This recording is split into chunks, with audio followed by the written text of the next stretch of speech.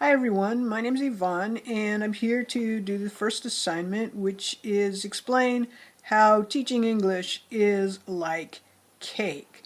And so I would like to look at the question in terms of the transmission of, or the giving of the cake and the reception of the cake is like language. And so the cake in this case is the idea, the concept we want to get across, just like language are things whatever we want to get across, whether it's a question, a command, or a statement. So there are three differences in the two manners in which we were given cake. The first time we were handed a hunk of cake, we didn't receive a plate or an implement. And so I would say that there are three aspects that example demonstrated.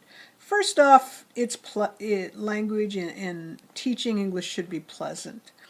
The first time around, we probably got a little shocked or maybe a little, I wouldn't say disgusted, that's too strong a word, but we probably weren't comfortable with the transmission just on a human level. We might have thought his hands were dirty or, not clean, not in a situation, not something that we'd want to put on our food. Maybe if it were an apple or something like that, and we don't really think about it. So it has to be pleasant. The second aspect is it has to be culturally sensitive. The reason we put cake on plates and give someone an implement, even though part of it is that because it's clean, a bigger part is we are socialized from an early age. We've always received cake from other people on a plate or in a bowl or some kind of container.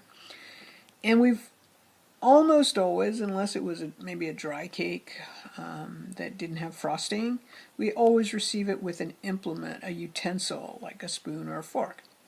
And so that's an element of culture. So we have to be sensitive to those kind of things. The third aspect that I see is that it's intuitive.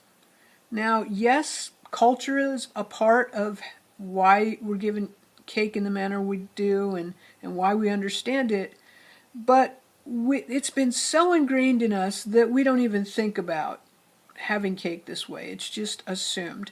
And so when we teach language, it should be in a way that the recipient doesn't have to wonder what to do with it.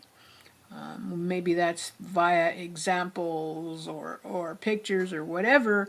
The person on the other end shouldn't have to stew and be perplexed about how to be given. So again, my three aspects are that it's pleasant, it's culturally sensitive, and it is intuitive.